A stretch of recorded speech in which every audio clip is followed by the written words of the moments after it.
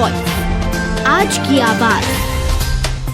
PFI पर कार्रवाई के बाद इंदौर पुलिस के इंटेलिजेंट विंग के प्रमुख रजत सकलेचा ने पीएफआई के कार्यकर्ताओं के खिलाफ लगातार कार्रवाई जारी रखने के संकेत दिए हैं। 70 से 75 कार्यकर्ताओं को चिन्हित किया गया है। बैन लगने के बाद इन कार्यकर्ताओं की भूमिका का जांच करने के लिए इन कार्यकर्ताओं को चिन्हित किया गया है। पीएफआई पर कार्रवाई के बाद इंदौर पुलिस के इंटेलिजेंट विंग के प्रमुख रजत सकलेचा ने पीएफआई के कार्यकर्ताओं के खिलाफ लगातार कार्रवाई जारी रखने के संकेत दिए हैं। 70 से 75 कार्यकर्ताओं को किया गया है चिन्हित।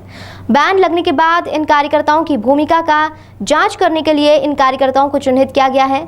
जकात के नाम पर लिया जाता था चंदा, खरगोन दंगे और सीएए, एनआरसी सहित अन्य जगहों पर पीएफआई के कार्यकर्ताओं की भूमिका सामने आई है। एनआईए के द्वारा जिस तरीके से पिछले दिनों कार्रवाई की थी, उसे देखते हुए पीएफआई से जुड़े कुछ लोग अलग अलग क्षेत्रों में जाकर गिरफ्तारी के विरोध में भड़काने का काम कर रहे थे। उसी को देखते हुए अब्दुल सईद, दानिश, यूसुफ और मौलाना नामक कार्यकर्ताओं पर कार्रवाई की गई है। इंदौर पुलिस ने धारा 151 के तहत कार्रवाई की है। पकड़े गए आरोपियों के कैरल कनेक्शन भी खंगालने में पुलिस जुटी है। वहीं जवाहर मार्ग स्थित पीएफआई के कार्यालय पर एहतियात के तौर पर पुलिस लगा दी गई है।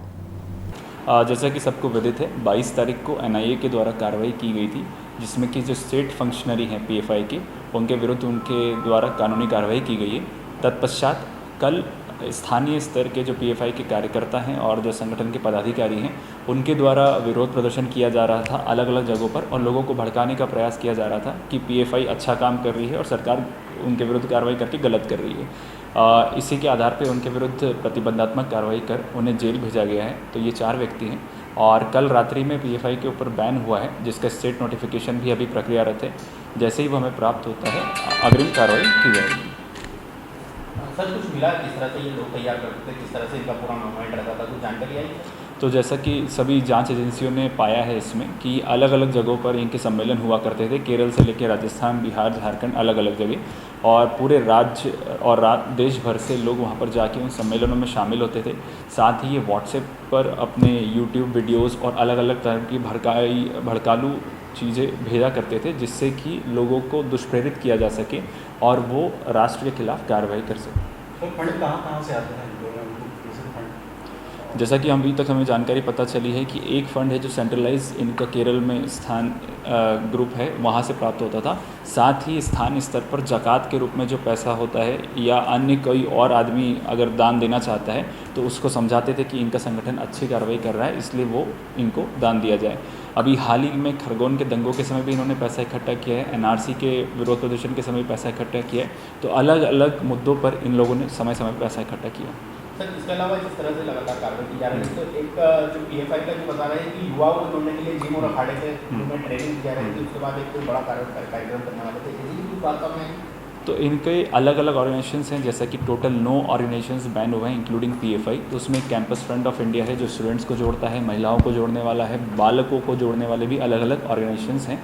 तो इनका अभी जैसे जैसे जांच में पता चलता जाएगा कि ये किस किस तरह से उनको ट्रेन करते थे, क्या सिर्फ पाठ्यक्रम के आधार पर करते थे या शारीरिक क्रियाओं के माध्यम से भी करते थे, ये जाँच में खुल के आएगा। सर, किन लोगों को अभी तक पकड़ा, किस तरह का कामकाज से जुड़े हुए थे ये लोग?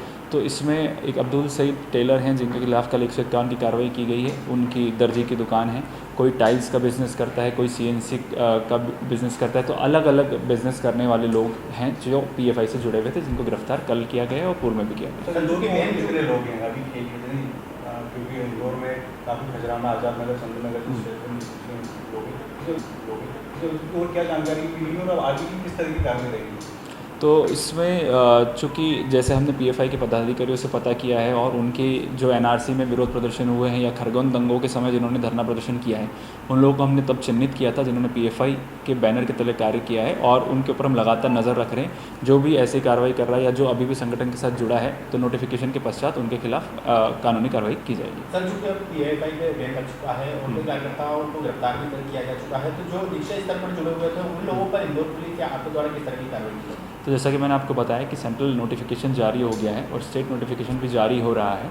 तत्पश्चात जैसा जैसा हम चिन्हित करते हैं, जैसा पाएंगे कि कौन कितने लेवल तक एक्टिव है या आज भी मेंबर है, उसको अकॉर्डिंगली जैसे सिमी के बैन के समय कार्रवाई हुई थी वैसे की वैसी पीएफआई के बैन के समय भी उन संबंधित कार्यकर्ताओं के खिलाफ कार्रवाई होगी। सर मोटा मोटा एक आंकड़ा सामने आया कि इतने लोगों को चिन्हित किया हुआ है, इन लोगों पर कार्रवाई हो सकती है। तो समय समय पे कभी 20 लोग, कभी 25 लोग, एनआरसी के समय अधिक लोग, तो हमें 70-75 लोग ऐसे हैं जो एक्टिवली इस पार्टी के लिए काम करते थे, तो उन लोगों को हमने चिन्हित करा।